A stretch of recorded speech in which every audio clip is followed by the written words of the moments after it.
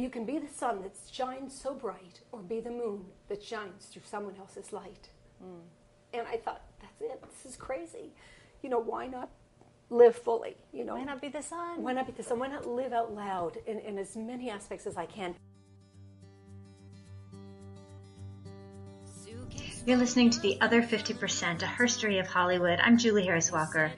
This is the podcast where I talk to successful women in entertainment and hear their stories.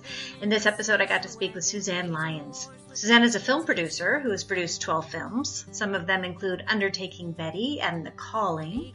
And she has written the definitive book on independent film producing, soup to nuts. It's called Indie Film Producing, The Craft of Low-Budget Filmmaking. You should go get it. And if you were in LA in the early 2000s, you might remember hearing about a series of classes called Flash Forward. She's the founder. She is incredible and has a wonderful life philosophy. Now, something funny happened during this interview. As soon as the conversation took a spiritual turn and Suzanne started talking about her metaphysical board of directors, the audio went wonky and I suddenly had tons of static on my mic. So I went back and forth about cutting it all out or leaving it in, but I figured somebody probably needs to hear what she talked about, so I left it in. I tried to edit out most of the static, but you will hear some of it. Sorry, not sorry. You can find us at theother50%.com to see bios, photos, my musings on the blog, the coffee cups, the t-shirts, the pictures. I said pictures already, the photos and the pictures.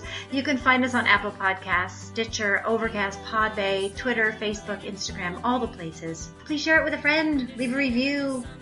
I have another podcast called The Other 50%, a herstory of tech. You can also find it on Apple Podcasts, Stitcher, or on the Other 50% website. That's where I talk to successful women in tech and hear their stories. Okay, here's Suzanne. What do you do? My main thing is I'm a film producer, and I'm also working to move into TV series a bit right now as well.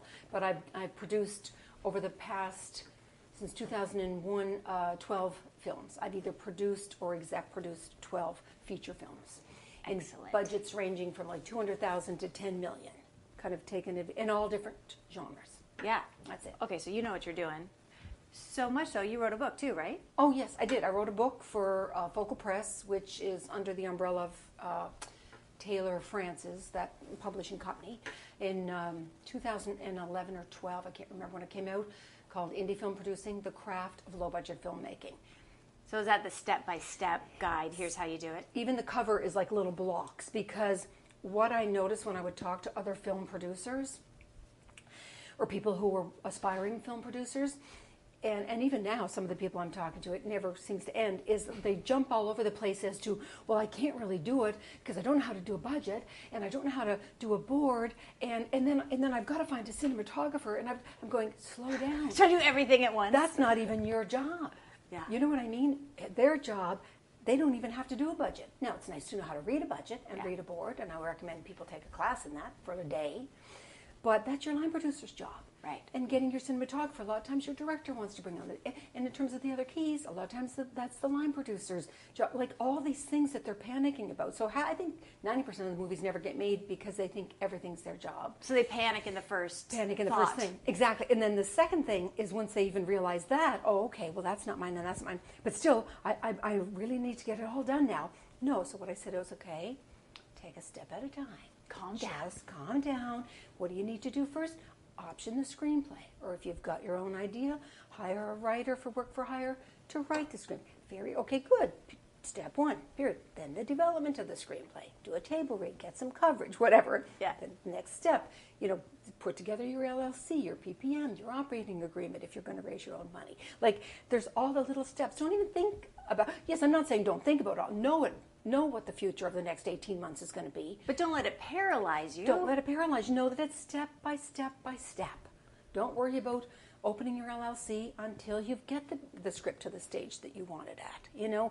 All of those little kinds of things. And then I taught that course after I finished doing some of those films. I started teaching indie film producing in 2007. And I did that up until I did that for a number of years, and then I just got so busy that I just had to stop because I was And the same thing I found when I was even teaching Flash Forward. I had a company with Heidi Wall called Flash Forward Institute from 1993 on. You were Flash Forward? I'm Flash Forward. I'm the Heidi Wall and I. Yeah, thousands and thousands and thousands of students. Oh my gosh. Yeah. I knew a whole group of people who were going through that at the time. Yeah, and that was Vancouver, Toronto, New York, San Francisco, and LA, and mostly LA, But Vancouver was pretty much every year for years, and Toronto was Women in Film in Vancouver and Toronto brought us up every year for many years. And then we taught more independently in New York and San Francisco. Oh my gosh, I love it when worlds collide. Yeah, it was great. It was great. And starting that company was a lot of fun. Yeah. And I realized within 3 months of being here in LA that this had to happen. That company had to be formed. Can you explain what it was for people who were not going, oh my God, you were Flash Forward? Yeah, What was it? And I almost wish I had time to teach it these days. I haven't taught it. I did a course kind of on demand because I was starting to get practically death threats. People were saying, no, I've heard about it. You've got to do it again in 2008. And a bunch of them got together and kind of, said, that's it, we're doing this class. 2008, and then I did my last big one was 2002. But I almost regret in a way, because I'd like to keep doing it because I see people now in the same situation. Because what it's about is taking on the 100% responsibility for your career. Yes. Okay, and being able to be the business person in charge, just like when you're producing. All these people say, well, Suzanne, I'm not the business type, really. I'm the creative type. Stop it. Stop it. You got to wear both hats. I don't care now if you're the makeup artist. I don't care if you're an actor. I don't care if you're the writer. I heard my husband in 1993, when we first moved here, say, well, I've got a big agent, because he had won a huge Warner Brothers competition. So he ended up with like a top agent in town. And your husband's a showrunner. Yeah, but we had just moved from Philly at the time. So he had all kinds of scripts in his briefcase, 17 scripts in his briefcase. That's how you do it. Oh, he did wrote, full features, sitcoms, 1 hour dramas, the whole thing in the briefcase. Now, the briefcase stayed in the closet. Right? And then we got here, and I said, well, hon, I said, you really should. And he was one of the VPs of marketing at CBS, right? Yeah. Our backgrounds are VPs of marketing, and with me in Canada at a DV network there. So our backgrounds are marketing. And I watched him, this brilliant man who's trained in marketing and promotion, sit on the couch and wait for the phone to ring because his William Morris agent was going to ring. He's going to ring anytime. He's going to call. Because you can't market yourself. Yeah, exactly. And it's not my job, he'd say, to market myself. It's not right. I shouldn't be doing those phone calls. And then I'd, go and see a play with one of my girlfriends in it, and I go, oh my God, you're amazing. You should be doing more movies. Well, Suzanne, that's not my job. That's my manager's job. And then I'd talk to somebody else. Oh, no, that's my attorney's job. And I kept thinking, what other industry on planet Earth do people relinquish their power in running their own lives to somebody else? And probably that other person at William Morris probably had 100 clients. Yeah. And Jim wasn't making any money, so it's why would he make calls for Jim? So then finally, my husband, after 2.5 years of waiting by the phone, which never did ring, just so you know, the agent never did call, okay? 2.5 years later, because I started the course right after, when I watched him and saw some of my friends, and then I met Heidi at a Christmas party in 93. And she was complaining about the same thing, how she had actually lost deals because the writers were so bad in the room at pitching and presenting themselves and marketing of it. And that's when we were her background was similar to mine with marketing. And we said, okay, we've got to do something about this. So that's when we started Flash Forward Institute. And I remember at the time she was very anxious about it. She said, well, let's book a room for 20 people.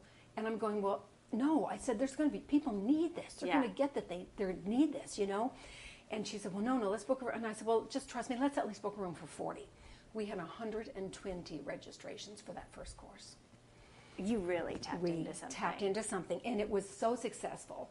And, part of and we made sure that people had safety nets. We made sure that we divided into groups of 8. You had a partner that you spoke to every day. Your coach, you had a coach who we trained on a separate Saturday prior to the class.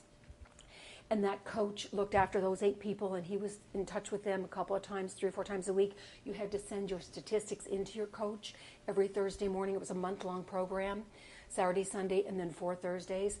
So if your statistics were that let's say you were my husband, and his goal was to create 10 relationships with showrunners or story editors or people in the television hour-long world, then if he was going to be, then he would have to write down if his statistics was making those cold calls to create relationships. Maybe it was writing so many pages a day, whatever your 4 or 5 things were that you were doing, you kept track of, and then you'd have to send that into your coach, and you'd have to then be accountable every morning to talk to your partner, be like you and I. Yeah. And then your partners and anybody in the class of the 100 people or however many people, you were never allowed to listen to each other's stories. And I mean, like if you had said to me, Suzanne, I'm going to be writing 5 pages a day this week because my goal is to finish my sitcom by the end of this class, right? And then you and I called, we talked the next morning because we're partners, let's say. So at 8 o'clock, we have our few minutes call. We have our accountability meeting. Accountability, exactly, accountability meeting. And then you say, well, my daughter, Suzanne, she was sick yesterday. She had the flu. And then you go on, well, and this happened. I couldn't. It's out of my control. It's out of my control. And I had a flat tire on the car, Suzanne. And I would not have been allowed, for example, to listen to that. But you're like, No, exactly. What are you going to do? I got it. There was some facts there, but what are you going to do to make up for those 5 pages? Yeah. You doing 10 today? Are you doing 10 today, or are you going to make 8 today and 8 tomorrow, and or whatever? Like, let's just deal with the facts here. Yeah. So it was all about getting focused, getting accountable. Stop the bullshit about not taking responsibility for your career. Getting smart, because I used to teach in Philadelphia businesses. I used to be a consultant for small businesses. I worked with a company, and what happened is I brought those business tools, because Heidi had already made 17 movies. I mean, she was already very, adept at the whole industry. I'm from the television world, but I hadn't made movies or television. I was more the marketing person. So with my business tools and her knowledge out here, we combined it all. And it was like it was all business tools. Mm-hmm. That's what we did throughout that whole thing, like the statistics, like creating a hit list, like creating your map of relationships. Who do I know really in the industry? And who do I need to know? I may be an indie producer like Kate and I, when we were doing our first movie, my film partner, and we did our map, and what we realized, here we were bragging about, we had these great 3 scripts, and we're going to do this, and we're going to do that. And when you looked at our map, because it's not like a Rolodex, it's actually broken down into actors, writers, producers, entertainment attorneys, all this stuff. We knew 3 directors. Now, I'm not going to beat myself up about that. I might have known 50 writers and 100 actors, and I'm not going to it's not about ever beating yourself up. It's about, oh, good, got it. It's a wake-up call. Yeah. I know who do I need to meet? Not a big deal. Now, who do I need to meet? So then I'd say to you, our budget's around such and such. Julie, do you know of anybody I should be talking to who's actively directing right now? Like, it's then about adding them to your hit list. So it was all the business, all the stuff that people do. And then we also did a lot of relationship stuff, like how do you create new relationships? How do you add to that? How do you triple your map in the run of a year? How do you get out there? So smart. The friends of mine who took it became evangelists, and suddenly I was invited to all these parties that were all full of these flash forward people. I was like, what is happening? Oh, it's crazy. I got a call from Disney one time from an exec saying, I'd like some recommendations for you because, one of our people has left and we'd like you to recommend somebody for a director of development or whatever it was. And I'm going, I'm sorry, you must have the wrong number. I'm not like... Tab agency or whatever. I thought it was the wrong number. And they said, no, I know who you are. You're Suzanne Lyons. And you just know everybody. Yeah, no. They said, no, we only hire flash forward graduates. Oh, seriously? Seriously. This is what this particular exec said to me. I called Heidi right after and said, you're not going to believe what happened. No, we had that kind of stuff happen a lot because they were trained in accountability. You weren't allowed to be late. You weren't allowed to, no bullshit. They were go-getters. No stories. And you had to have, if either you stuck with your goal or or you were not really supposed to be in the class. I was quite ruthless. Or you flush out. Yeah, and I'm saying, like one time, I created and I said, listen, if you don't want to play, then don't play. It's fine. Then go and deal with whatever those fears are, or deal with them here in class. And sometimes, and 99% of the time they would, because we also made it very safe. Mm-hmm. Very safe. No matter how many people, from anywhere from 40 to 150, we made it very safe for everybody to really say what was on their mind. And sometimes I would have to scare them to the point where they'd either, make it happen or not. Right. And we had this little logo. I can show you now what it is, but you can't obviously see on the thing. But here was our logo for Flash Forward, which is put your ass on the line. It's like a little W on top of a line, right? And so I said to him, it was week 2, because I saw them Saturday, Sunday. The coach had them for his 8 people. the first Thursday. We had them back the second Thursday. He or she had them for the third Thursday, and then we had them for graduation for the last night, where they brought friends and all that stuff, right? So it was week 2, and his goal was to write a sitcom. And he came in week 2, and he said, I decided I'm not going to finish this sitcom. I know my goal was to finish the sitcom, which is, 40 pages or whatever. But, I'm not going to do it. There's just too much getting in the way. I've got too much happening with work. And he went on and on and on. And I said, just stop right there. And he said, okay. And I said, your goal was that. You made that promise to us at the beginning, right? Mm-hmm. And I said, so that's all I know you as. I don't know history. I don't know anything else about you than what you're committed to. That's all I know. You're the guy who's going to write the sitcom. Yeah, so that's what I'm interacting. So who are you now? Yeah, I'm interacting you with this. You're the guy. Yeah. So then I said to him, but he was really adamant. His foot was nailed to the floor. Trust me. Like his fears had him. He did not have the fear. They had him. You could tell. I could tell. And he was it sounded like he was being really authentic and honest. Like, no, there's just too much in the way. And no. And then I just stopped and I said, okay. I said, what kind of car do you drive? And he said, Honda. And I said, ooh, nice. I like Hondas. And he said, and I said, what year? And then he told me the year. And I said, ooh, that's 3 years newer than mine, And and all of a sudden, like the person standing up never knows where it's going, right? Yeah. But the other people in the room started to go, holy shit, right? and then I said, what color? He said, red. And I said, hello, like my favorite color of cars. Mine right now, it's a red car. Right? Yes. And I said, this is fabulous. And he said, what do you mean? Meanwhile, everybody caught on. And I said, it's called being putting something at stake. I said, you don't come in here with that sitcom in 2 weeks on Thursday night. I want the keys. I take you to your car? Yeah. And he started to cry. And I just stayed completely, it's my car. Either you put some Raise the stakes, man. Raise the stakes, man. It's like Kennedy when he was a wee boy. He and his friends were playing. They came to this huge fence, and all they wanted to do was get over the fence, like little boys do. Mm-hmm. But it was too high, and they couldn't get over the fence. So they tried again to get over the fence, and they couldn't get over the fence. So finally, he takes his hat off, and he throws it over the fence. You find a way. Because now he needs to get his hat. Yeah, he's got to get that. So, what was so amazing was 2 Thursdays later when he walked in holding it up. Yeah, he did it. And he got a standing ovation. Everybody was screaming. He was crying again, but a good cry this time. So, sometimes we have to deal with those fears and face those fears. And I think the entertainment industry is got to be right up there with the Olympics. It's really, really hard. Oh, You're yeah. competing with literally hundreds of thousands of people. Hundreds of people for that role you're going for the writers, for the scripts. You hear people say all the time, we have 1,000 scripts coming in, and that's just today.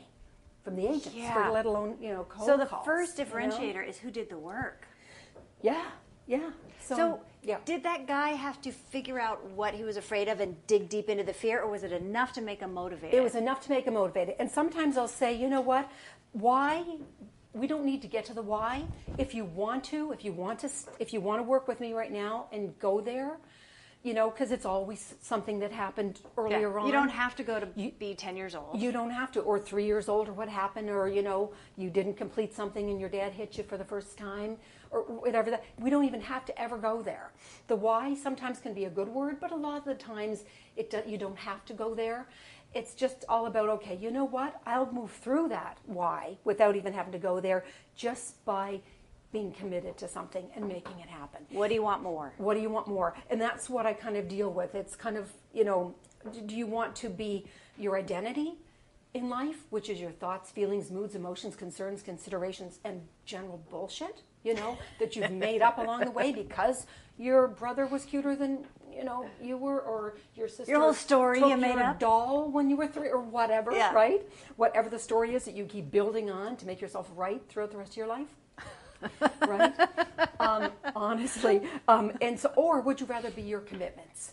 That's the thing that I have people look at is kind of, do you want to stay in the identity? Nothing wrong with the identity. It's got you to where you are, and God bless you. It's worked so far. And it's worked so far, and you're amazing as you are. But is there another place to go on top of that could kind of be on the shoulders of that? Mm-hmm. Where can we go from here? If you stand in commitment, isn't that a much more powerful, fun life kind of get to play on the court versus sitting in the stands evaluating and judging the people playing on the court. Yeah, get in there. Dare greatly. Get in there. You'll get dirty.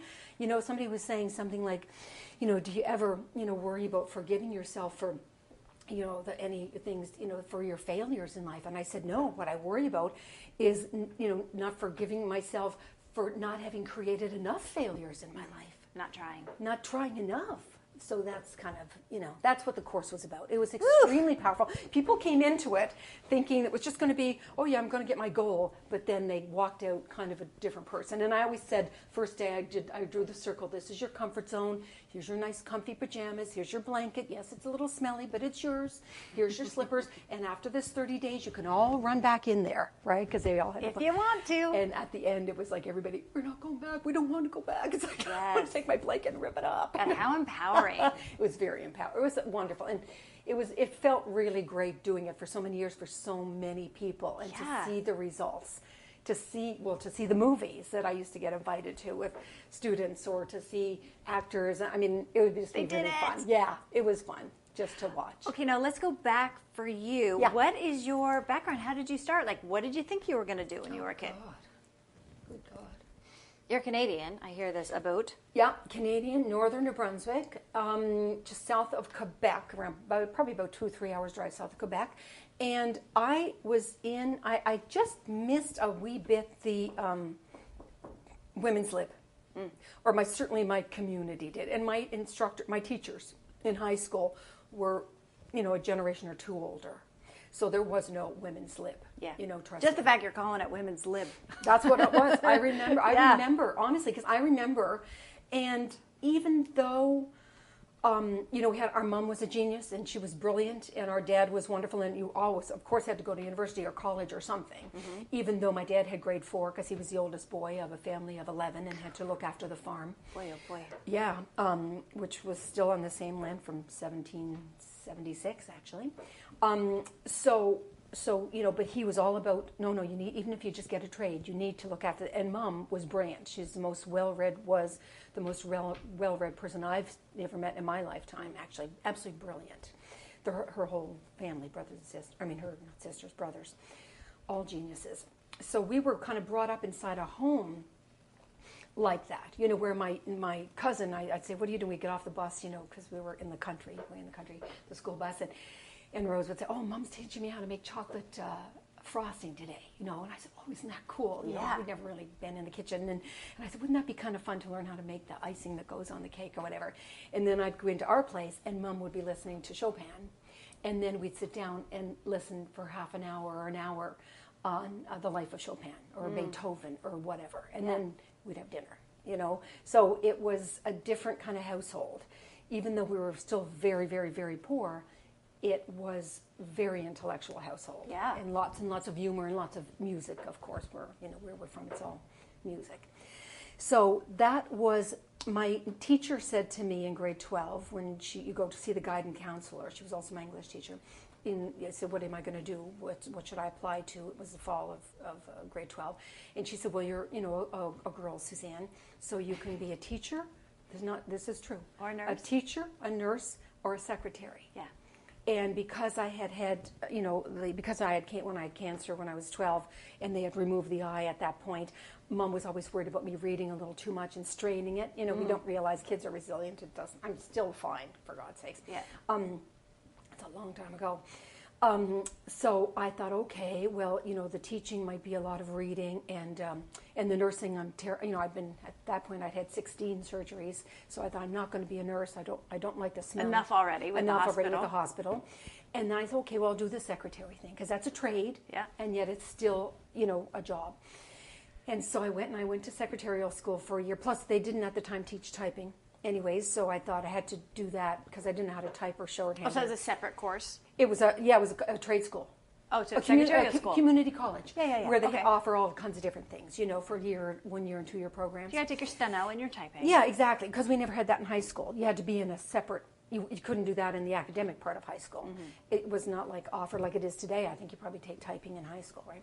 Now, at that time, were you thinking, oh, okay, those are my choices? Or were you like, are you kidding me? No, I did not think, are you kidding me?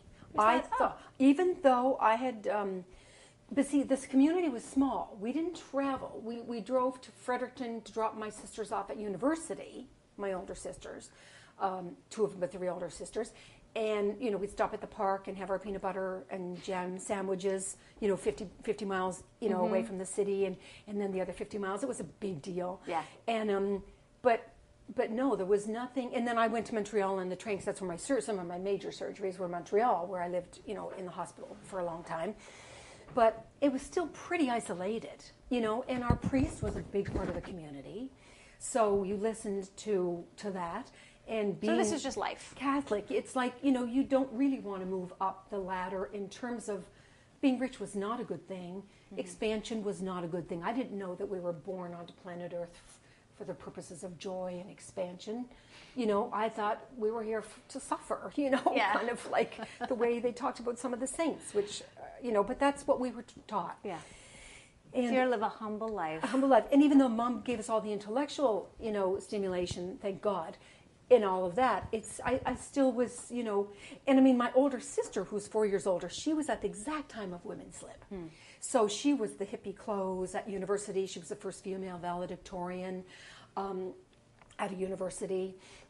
Is this your sister who became the ambassador? Yeah. And she was all about that, where my 2 older sisters just missed it by a little bit. You know what I mean? They just missed, they were still in the little bit, not I would say the Cinderella, complex or whatever that's called, but still a little bit that the men, even though they had, one was a nurse and the other was a teacher. Right, but then you're going to find a husband to take care of you. Yeah, exactly. There's still a little bit of that going on. So, but with me, I was caught in between both, because I was hearing Deb talking, but at the same, my sister, but at the same time, I was still thinking, I should listen to my teacher, because if she says I should go, so I did. And then I came back and I worked for a year with the Department of Indian Affairs. I came back home.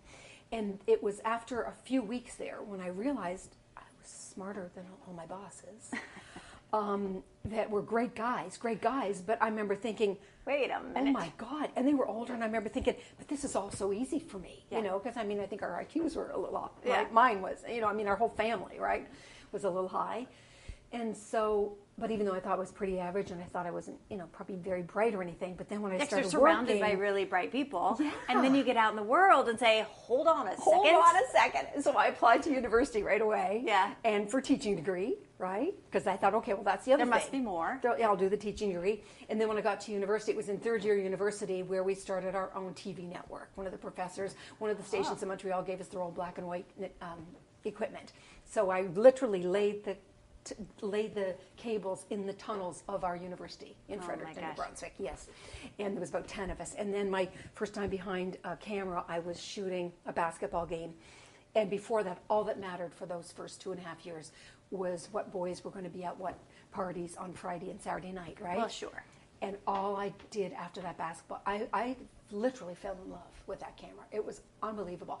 I became almost obsessed. It's like, what can I shoot next? You're a professor. Are you going to be awake? Can I shoot one of your classes for you when you're? It's like the football game's going on this week. Okay, I'll shoot that. So this became your life. We all did. Even though I still had a 1.5 years of school, but during that week after I fell in love, I applied to television broadcasting schools across Canada, and I got accepted. But I still had a 1.5 years to go. So then when I finished school, then I went off to broadcasting school, and then and back then though you had your choice of jobs, your choice of cities, anywhere. And I chose, about 100 miles away from home, I went back to Moncton, ATV in Moncton, New Brunswick, which I just loved, and worked there, and then on to Halifax, where I then became the head of, VP of marketing and promotions for the TV network there. And there was a TV network, and I had an affiliate. So I had 3 affiliates I looked after in those provinces, and the network as well. So you zoomed your way up. At 29, I was the first female VP. And what? 29, I know. I just thought it was all kind of easy, to tell you the truth. And I remember what changed things for me. It was when I think I was 19 when I was working at as a secretary. And my sister came home, and she was doing a summer course because she was at university, and she was teaching a summer course, and it was in the book and the video Free to Be You and Me. Oh, I can recite the whole Marlo thing for you. Thomas, yes. yeah. And I think you and I discussed that. And I remember reading the book or listening to the Marlo Thomas tape or whatever. And Deb was teaching it to the elementary schools or whatever for her, not summer job or whatever it was, or the parks or whatever, I think, for a summer job. And I remember reading this little poem called and it said something like, you can be the sun. I'm going to cry. It was so emotional. It hit me so hard. You can be the sun that shines so bright, or be the moon that shines through someone else's light. And I thought, that's it. This is crazy. Why not live fully? Why not be the sun? Why not be the sun? Why not live out loud in as many aspects as I can? Now, it was scary because it was the first female, and my boss did not want me there. All the men didn't want me there. I had an employee who was a guy and 3 gals, but the guy didn't want me there. So it was a very tough time, kind of breaking through. In Moncton, where I worked, our press club, literally, if you looked at that back then, it was called the Moncton's Men's Press Club. That's what was on the front of the building. So how did you get to be vice president? Just because I just thought, I don't know, I just applied, and then my boss in Moncton, where I had come from, he had equal say to the other vice presidents, or the other presidents of the 3. So you just had to prove your merit until they couldn't say no. Yeah, and I did. I just did a great job, and then my immediate bosses loved me. My 2 bosses, Dave was one. I can't remember the name of the other guy, but they knew, and they were recommending me. Because they were not dum-dums. Oh, God, no. They were more closer to they were probably only like 5 years older than I was, for example. So they were fine. They thought, no, this is the way it should go. Yeah. And I think some of that, where also the government was saying, okay, it's time to have a serious look at this. And, so I think all that helped as well, that the timing was there.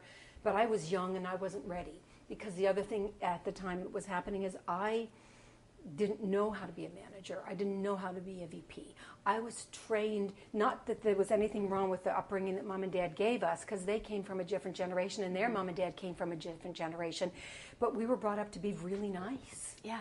Be sweet. Little girls don't be laugh. very, very good. Very good. Little girls don't get their dress dirty. Little girls don't speak too loudly. Little girls don't laugh too loudly. And it wasn't Mom, it was the way she was trained and the way they were trained. It's a whole culture. It's a culture. So, and even when Sheryl Sandberg in her book Lean In, she even shares about some of her own things that she did wrong, because she was, even me, things that I did when I was We've all VP. been conditioned. Yeah. I still do. It's still, at my age, I still kind of have this kind of prejudice, and I'm thinking, shake your head, Suzanne, come on. With this whole thing about equality. Yeah. The pendulum takes a long time to shift. Yes. And you've got to be patient with that shift, because we're all a little guilty of that, because we still grew. I didn't really get it till I was 19 or 20 years old. We've all been raised in patriarchy. There you go.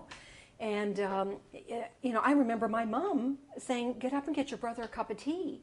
Andy was 16.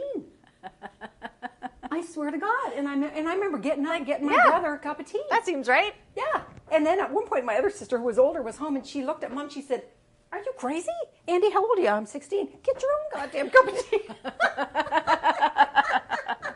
But I mean, that's the culture in which we were brought up. So it's kind of like, how do we, not about making people wrong, never want to make people wrong, but how do we make that shift? And even with my boss at the time. Can we do it differently?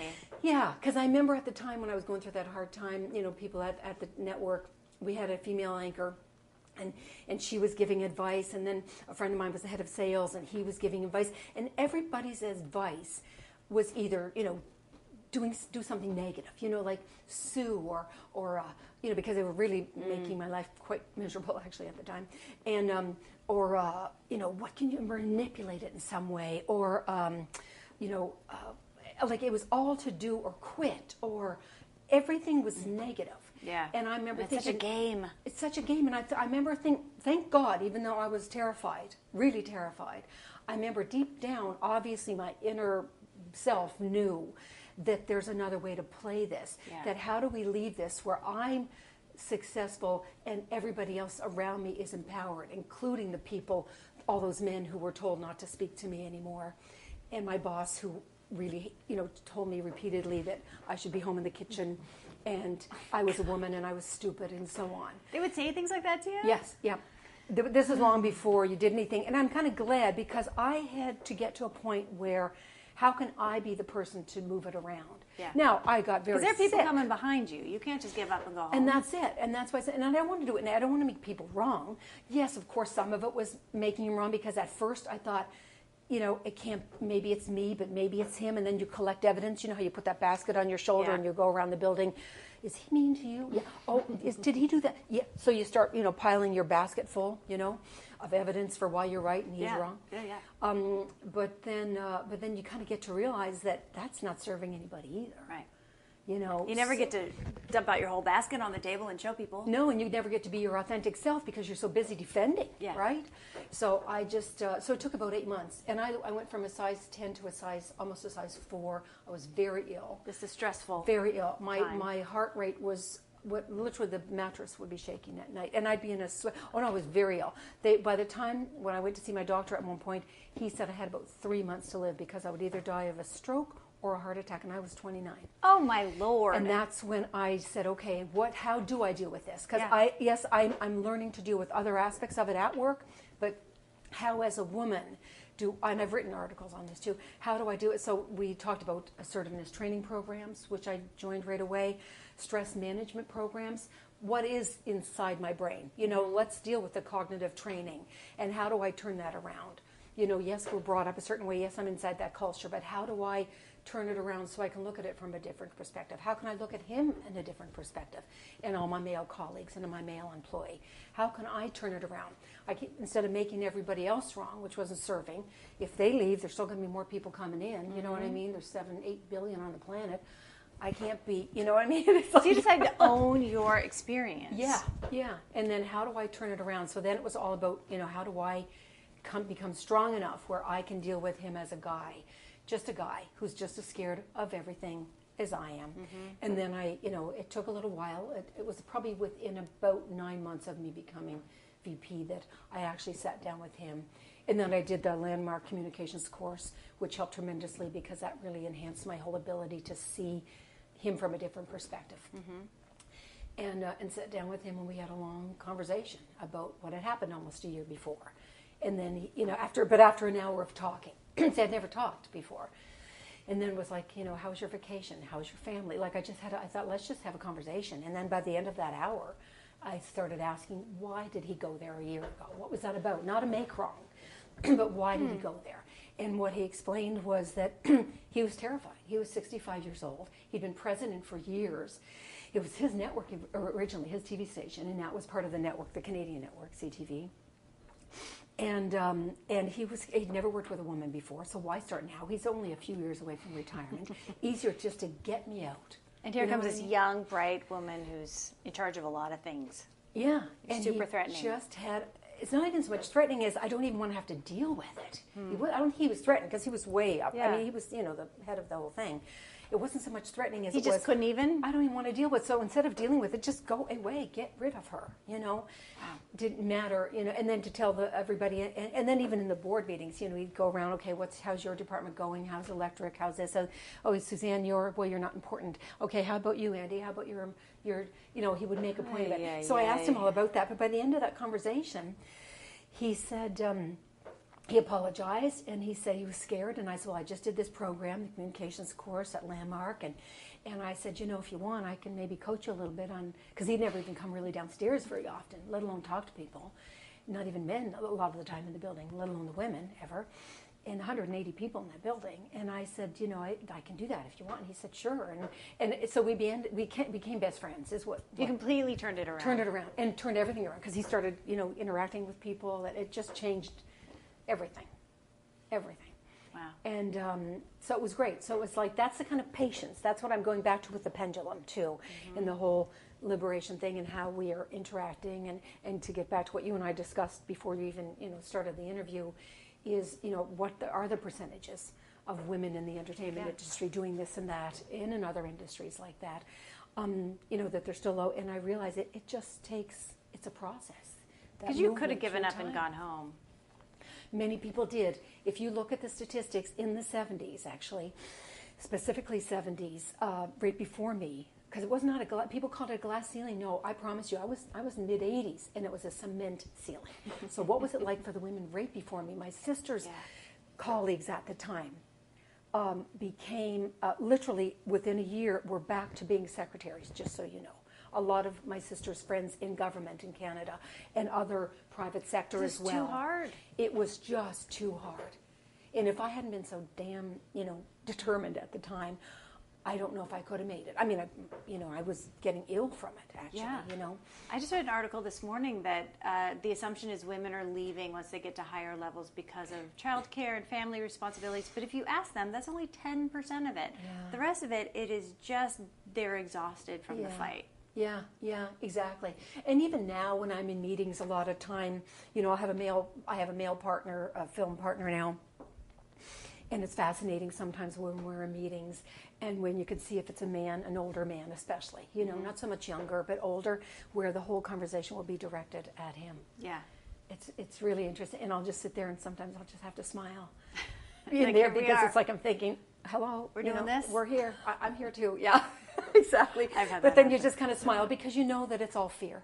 You know, it's fear on their part. It's a kind of an ignorance is bliss on their part as well, even though and you're not going to get anywhere fighting in the room. No. Dude, I'm here. Yeah, exactly. You just got to do your own thing, and just be as great as you can be and be the best person you can be and empower as many people around you as you can be, and that's all there is, and just keep expanding on a daily basis.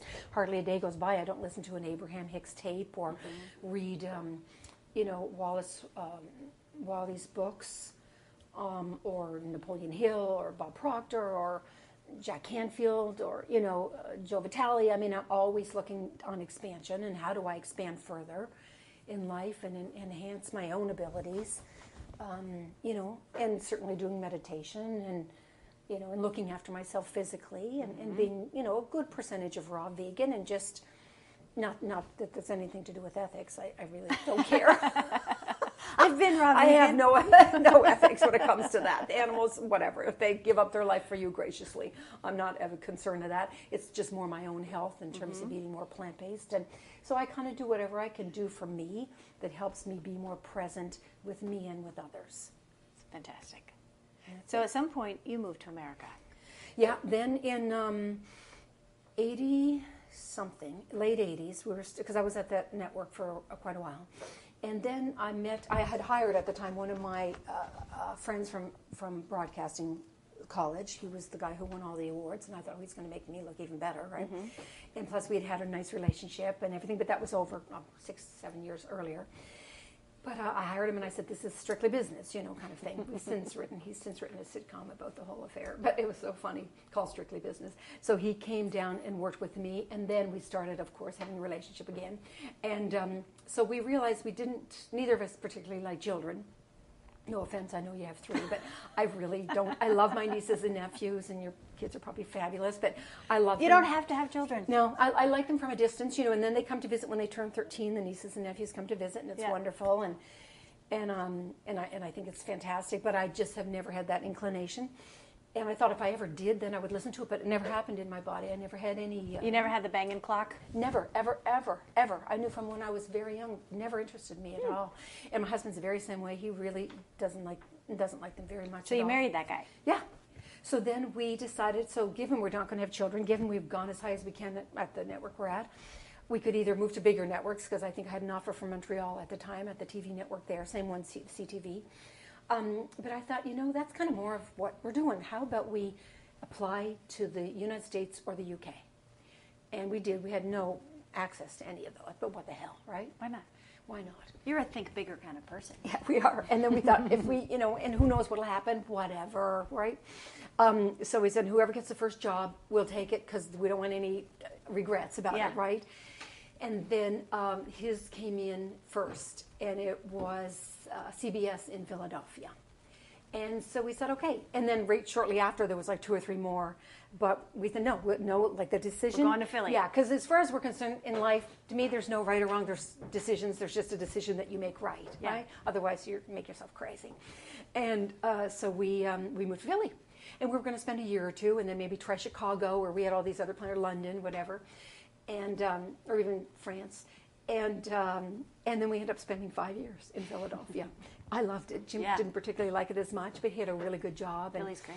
And he was moving up, and I had a great time, and we had great, amazing people. And I worked with Landmark as a volunteer for a while, and the Hunger Project as a volunteer. So I got to be with people like Joan Holmes and Lynn Twist and some of the most powerful women, literally most powerful women, in my opinion, in the United States, and just met some incredible people. incredible people, including my own coaches. And I was trained by the top coaches in the world. I mean, the top management coaches in the world. So it's like, I just thought, I'm just going to love this as long as I possibly can. And then finally around year 4, my Jim's best friend and my close friend too, Kate Robbins, she won the Chesterfield Fellow out here, which was the big Spielberg thing for 10 months or 12 months, I think it is, on the lot, right on the Spielberg DreamWorks. I don't know what it was called back then. Maybe it was called DreamWorks. So she came out for a year, and that's when she kept saying to Jim, I know you're writing, because they kept hiring professors from New York to come down to Philly to teach them screenwriting, right? And she said, but you're going to have to do this. You guys have to make the move. You've got to get ready to make the move. So that's what we decided to do. We said, okay. To come and do what? Jim applied to the Warner Brothers sitcom competition, which he won. And so it was our 5th year in Philly. But they said, if you're going to be serious, you got to come here. You got to move here. Was he writing in Philly, or was he doing marketing? He was but on the side, on the weekends. Oh, okay. On the weekends, he was writing. And that's why I said he ended up, I think, 17 things in his briefcase. Okay. So that's when we decided to be serious about this. Yeah. So we saved $6,000, thinking that's twice as much as we need, because we'll be famous in 3 months, so we only need $3,000. That's right? The LA story. Yeah, it is. Oh no, because you were on the treadmill. I remember on the treadmill reading Hollywood Reporter in Philadelphia in our apartment building, thinking, "Oh God, that guy got $2 million for a screenplay. This is going to be like so freaking easy, right?" And I thought, no, I'll start moving from TV into film, and everything, or sales. I'll see what I want to do when I get out here. Not sure. Oh my God, we got here. That's when I told you what happened that first fall. It's like, he waited by the phone because he got that big agent because of the contest. And then I was kind of floundering, like, what is it I want to do? So I was taking a lot of courses at UCLA, all the evening classes, and, in everything from line producing to whatever. I wasn't kind of sure and that's when I met Heidi at Christmas, and then we started Flash Forward Institute, and that kind of took me out of the game for about 3 or 4 years.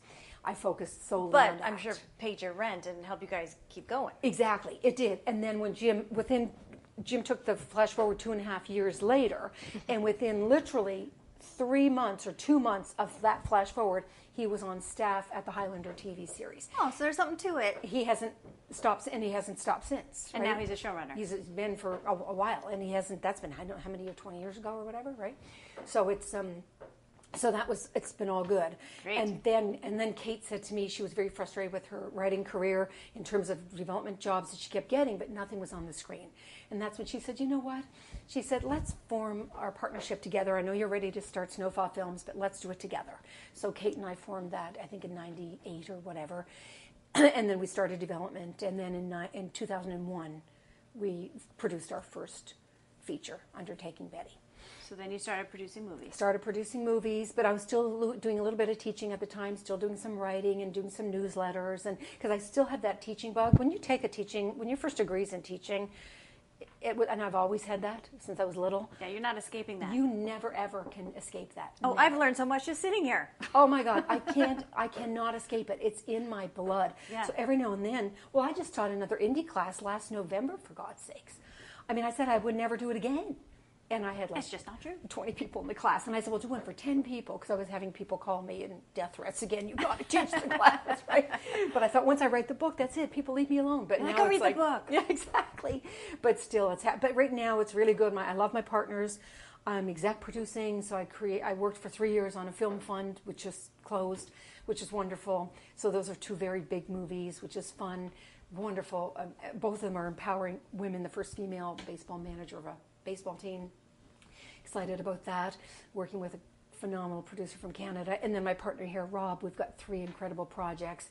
And we've got the funding for one of those. We're just out to a director right now. So I'm kind of back to doing more of that. But even in the midst of that, I'm still writing articles and, working on a little booklet that I'm putting together and doing YouTubes and interviews. I got 130 YouTubes on educational stuff for the entertainment industry. I was watching some of those. Yeah. You were just doing it all. Well, just because I had some free time during the recession, I only did 1 movie during the recession, The Chaperone. So I had that 3 years. So I did over 300 newsletters, 300 tips, 3.5 years of newsletters every month. So over 300 tips. I'm doing a book. My next book with Vocal Press is 110 Tips to Success in Hollywood. I'm doing, and then I did almost 130 YouTubes. I worked with mastertalentteachers.com where I did articles all the time and YouTubes for them all the time for the actors, right? What else? I wrote the book on indie film producing, which is the only book. And then I got calls from people like the media university in Singapore for me to come over and launch their media school, which I did, which was great fun. Fantastic. Very fantastic, because they said, and I said, why me? Why did you choose me? There's probably people even more closer to geographically. And they said, because we went online to look for a book to see who had that, that notoriety kind of thing, and especially indie film. The book is more about under $1 million, but people have used it whose budgets are $25 million. You map it onto everything. Yeah.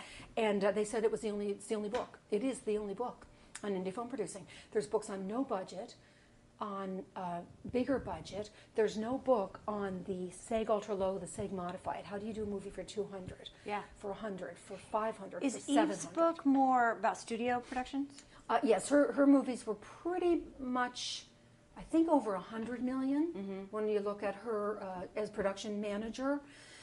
We're talking about Eve Hothnapper's Yeah, book. she was production manager. So it's a different job than producer, where you're literally developing the screenplay, raising the money. To nuts. Yeah, I'm soup to nuts. Where her books are amazing. They're taught in all the universities. Mine are in a lot of universities, but hers is the Bible for universities. Because it's all the information. Because as production manager for all those major movies, Yeah, and it's the blanking on production names. process. Yes, it's that production, the kind of the nitty gritty, almost even some line producer stuff. Like getting into the real stuff. And then she wrote Paperwork, the releases. all of that. Yeah. And then she also wrote Hollywood Drive, which is almost a little like the flash forward. Like how do you make sure that you're front and center? And that came a few years, not too long ago, and then she's doing the rewrite on that one now, I believe. Yeah. And yours is how to go from I have an idea Yeah. to distributing a feature film. Yeah, or I want to do it and I love this script, but what do I do now? Yeah. How do I even option it? I've had people in my class who literally have come into the indie class. Oh yeah, I've got that. I said, well, did you do the paperwork? Well, no, it's my best friend, Suzanne. I'm not going to do paperwork. Oh, yes, you are. I don't care if it's your freaking mom. You do the paperwork. I don't care if it's God himself. You do the paperwork. You protect that property. You protect that property. So what I realized is people were not doing that. So that's why I was so adamant about writing that book, just to stop people from not doing the paperwork. Because that big mistake will just blow the whole thing up. Oh my God. I had one of my girlfriends, actually, who said, I don't need the class. Suzanne, I've been an actor here for years. I'm producing now, but God, I've been around for 15 years. I know the business. Trust me. Yeah, you've seen it all from your acting chair. I don't need your class. No offense. I mean, she was a girlfriend. I get a call 2 years later from Cannes. The movie's done now, by the way. Saying she's crying. And I'm thinking, oh my God, this must be good news. Maybe she said, there's a sales agent who wants my movie because they want to sell it. And I'm going, oh my God, congratulations. And she said, but they want the chain of title. And I said, so give it to them. Just get a copy. Do you want me to go and help you? Like you're over in France, I understand. She says, no. What I'm saying, Suzanne, is I don't have a chain of title. She didn't do it. She never did the paperwork. No option, no chain of title, nothing. So she said, so I called the writer. And I said to the writer, could we do it now? And the writer said, in the interim, in those 2 years, the writer and the director had a falling out. Major falling out, and the writer said that can rot in hell for all I care. Oh no! That's the end of the project. She couldn't sell it. Couldn't sell it because there's no ownership, right? So what makes me crazy is not her. I'd love to slap her, absolutely. Well, that's a devastating mistake. But I mean, yes, and you almost want to think, oh well, I'm going to feel sorry for her for a minute, no, but I don't because her. What about the investors? Yeah. That's not fair. It's irresponsible. If you're a business person, that'd be like you investing money to start your business, your nail salon here in Burbank, and not being responsible to your investors. My God, you should go to jail. I mean, but yet in the entertainment industry, people don't. Well, Suzanne, it's my girlfriend. I can't do that. She was a good friend of mine. Yeah, so that's the reason that I wrote the book. It was that phone call that I thought, all right, yes, I'm teaching the class, but this is getting crazy. This is actually getting out of hand here. That people, I'm the creative type. I don't need to do that paperwork. So that's why. The opening scene to that show, I Love Dick, I think it was she had a film at a film festival in Europe and had never licensed the music. Oh my God. So they couldn't show the film, so it was over. Oh my God. And she was outraged. It's art. It's art? License the music. God, it's unbelievable. Unbelievable. But to me, that part for me, thank God, was common sense. A lot of it was common sense. Yeah. Not that I haven't made some mistakes, but I mean, but people aren't thinking common sense because they're so determined not to wear the business hat. Right. So I'm so the creative. There's no badge of honor for not knowing the business. Yeah, no, there really isn't. If you're like I said to people in my class, if this is your own visa, I don't give a shit. Mm-hmm. If you're spending $20,000 of your own visa, I don't care. But if it's your parents, your families, investors, you're going out with an LLC and a PPM to get investors, I'm sorry, but that's when the line is crossed. And it's how dare you. It's how dare you, exactly. How dare you not wear the business hat? And it was kind of like me 23 years ago when I first moved here. It was almost like, how dare you, you wonderful actress who said it's not your responsibility to get a job because your manager is taking care of that. It was almost to me like, how dare you that as well. Yeah. And I think that's why I started with Heidi Flash Forward Institute at the time. Not that I even thought of it until you said those words, but I think that's what it was, is we don't have that right. As people that are, especially women, who are looking to make a mark and then not being responsible. That's what makes me crazy. Yeah. That's the thing that makes me crazy is, you don't get the right to complain or even talk about it if you haven't taken 100%. I remember for Landmark, I taught a seminar called Responsibility. And I remember thinking, that's kind of crazy. How could you have a seminar on responsibility? It's got to be like an hour long.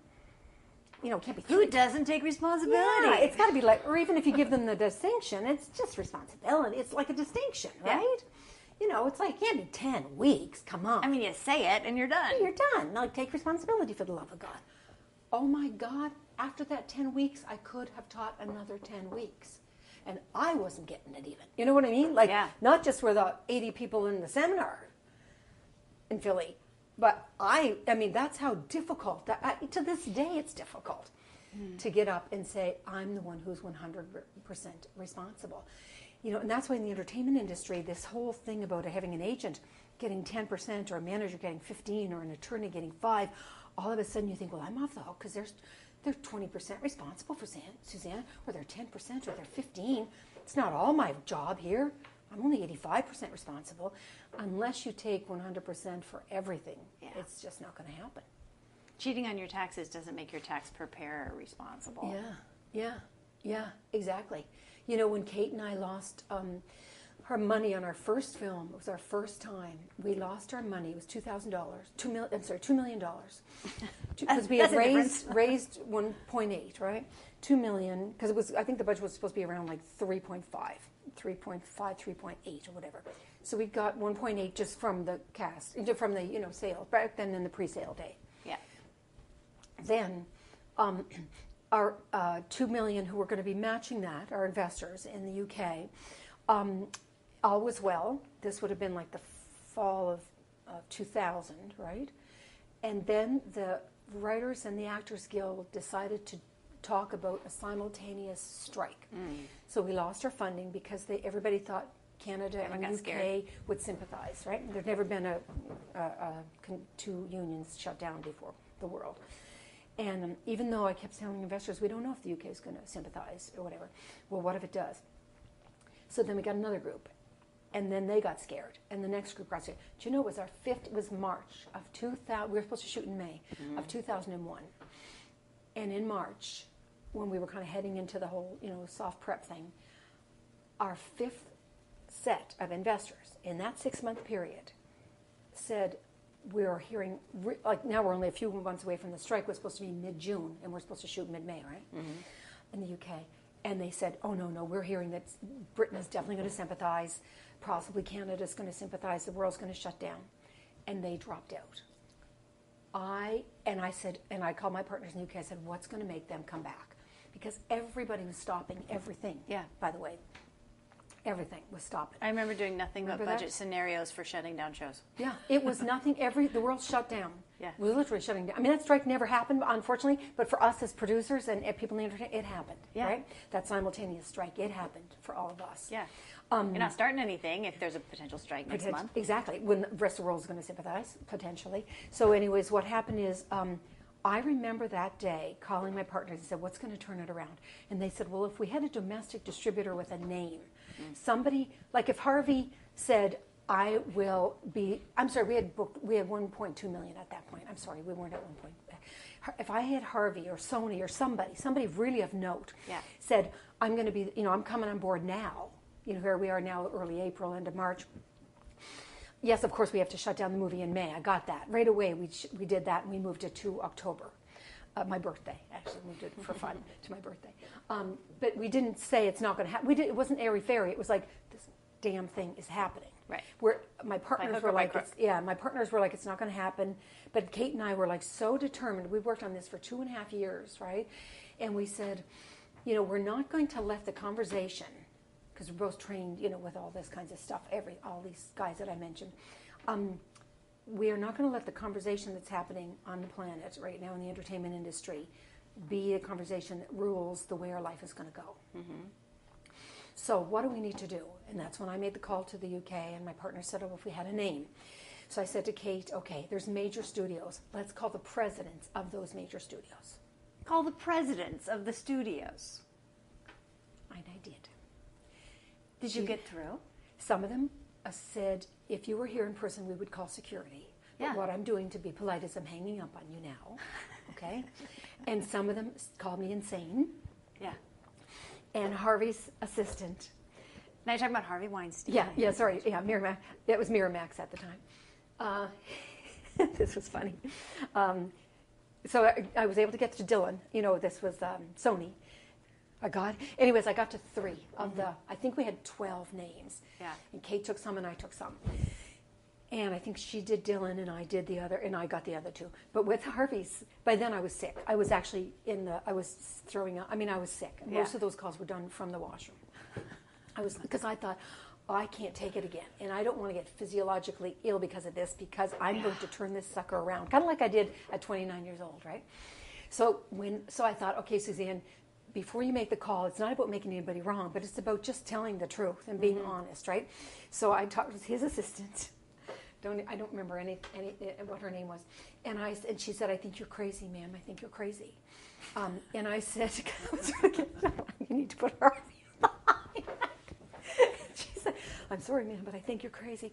And I said, "Darling, you'd be crazy too if you were me." And she said, "What do you mean?" And I said, "I just lost $2 million 5 times in the last 6 months." Which means you raised $2 million 5 times. And I said, and our partner, my partners and I, and we've done this. And I said, and now because of a potential strike that may never happen, because the world is talking about sympathizing, I have to shut down this movie. I said, I don't mind moving it forward, but I'm not shutting it down. And the one way I'm going to get my money back that's the other thing. This was Thursday, and they said if we can get somebody by Monday, that last investor would come on board. But it had to be. It's always so high stakes. 48 hours, right? So I'm thinking I've done, this kind of thing, but not at that level before. Yeah. This even, So I said to her, and I said, "Darling, you'd be crazy too." And that's why I told her the story. And then she started to laugh.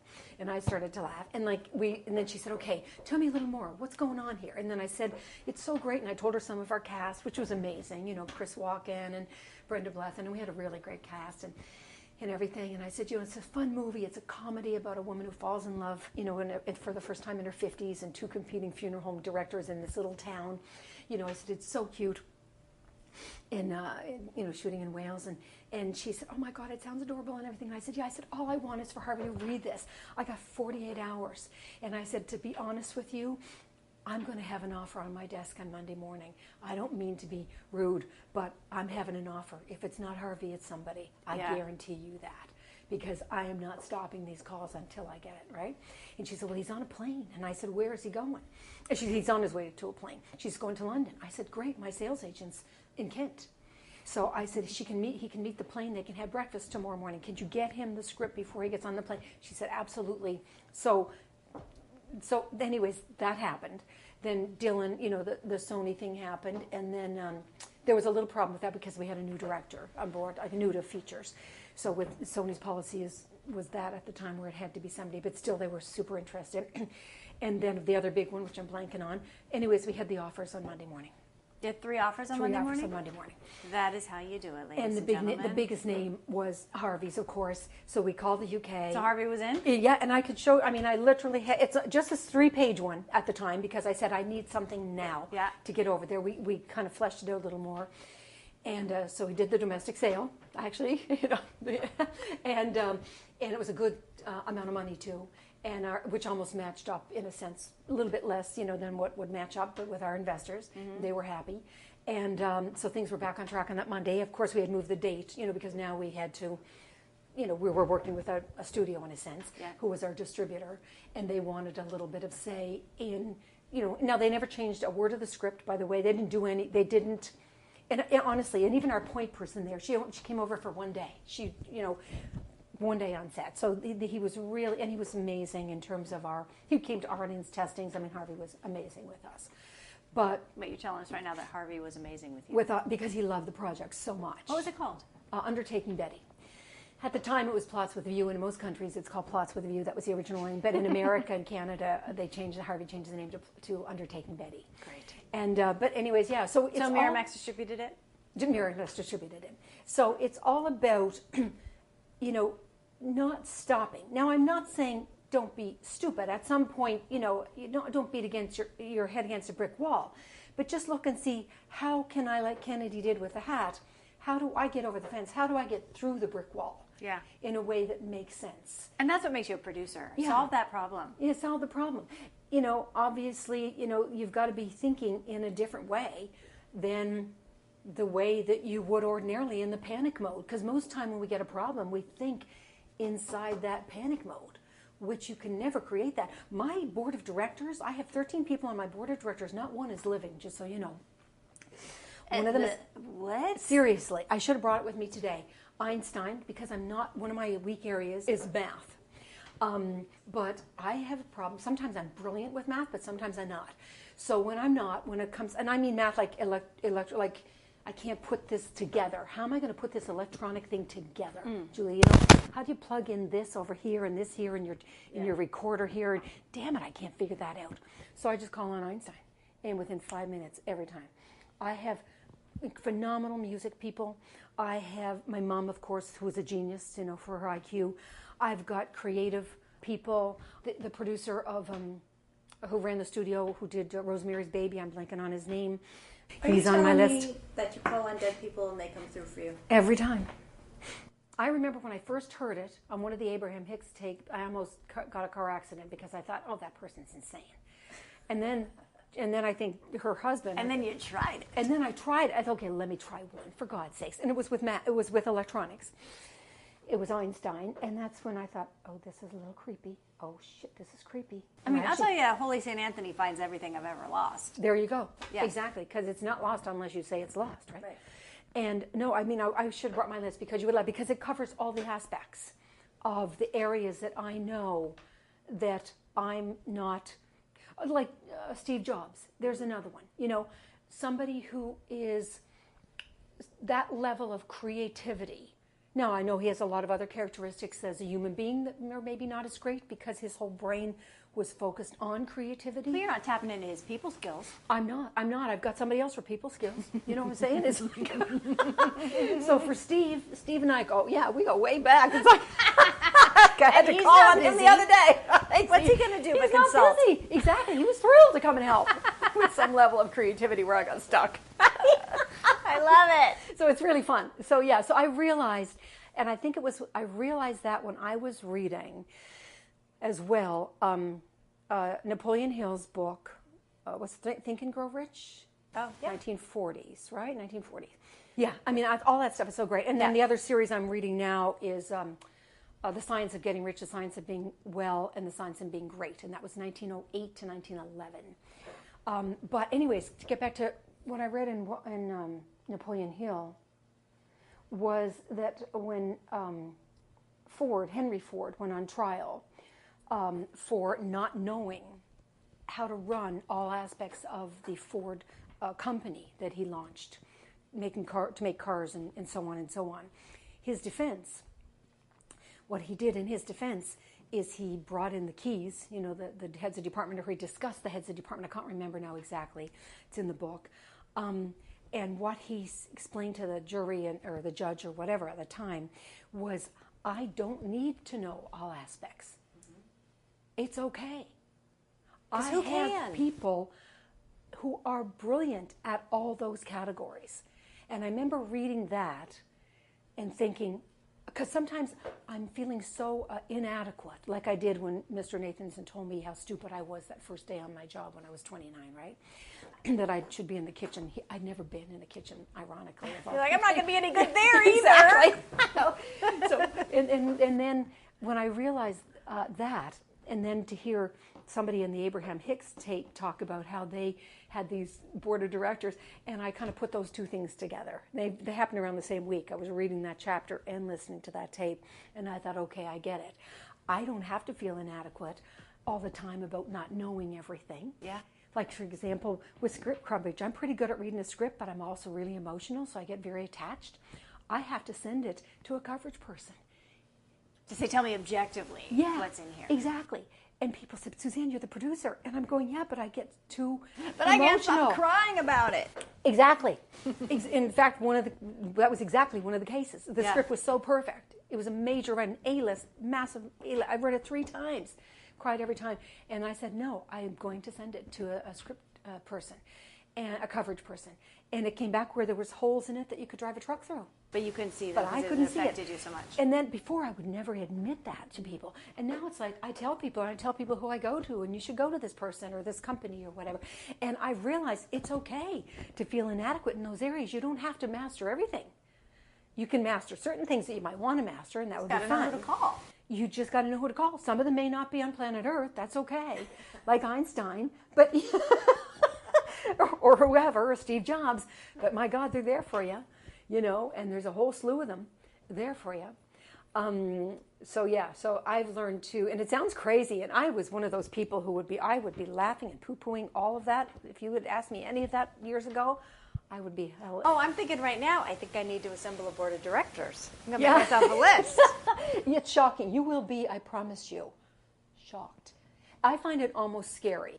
Do you know I listened to all 100 of the Louise Hay House World Summit, 2013 World Summit. My husband downloaded it for me for the car. Do you know, in all 100 1-hour interviews, every single time the interviewer at the end said, could you give your final word of wisdom? What is your final words of wisdom? Everyone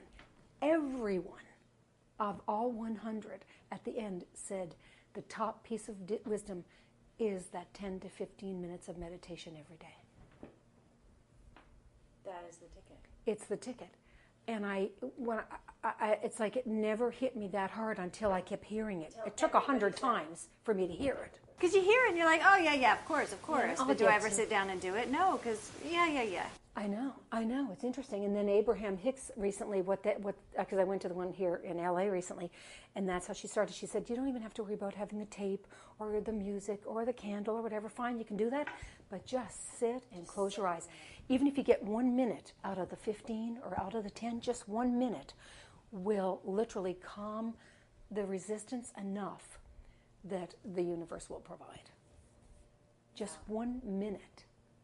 So it's like, and I think a lot of that stuff we probably know innately. We've been so trained on, no, there's got to be struggle, there's got to be more hard work, there's got to be more to it, Suzanne. And just we're so addicted to our phone. How do you put it down for 1 minute? Exactly. And our day timer and our to-do list. Yeah. We were all brought up on the to-do list and the phones and the internet. Time goes so fast, you got to go. God, I don't have 10 minutes. For God's sakes, I don't have 10 minutes. Are you crazy? I know, isn't it insane? But it took me, I think it was on the 100th one where I was going around the turn on the Topanga Canyon and almost rolled off because it hit me. 100 people finally said. Like, okay. I get it now. Okay. Yeah, it doesn't mean I do it every day, but at least I'm more aware of it and conscious of it, and I put it in to the dying in the calendar. You have to. Yeah, isn't that amazing? What's your final words of wisdom?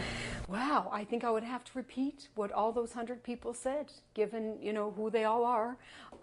Is let's meditate, let's stop the resistance, so we can bring in everything we want and have a full, wonderful, colorful life. Amen. Thank you so much. You're very welcome. You've been listening to The Other 50%, A Herstory of Hollywood. I'm Julie Harris Walker. I'd like to thank Suzanne Lyons for telling us her story. And special thanks to Jonathan Lucas for editing, Jay Rowe, Danny Rosner, and Allison McQuaid for the music.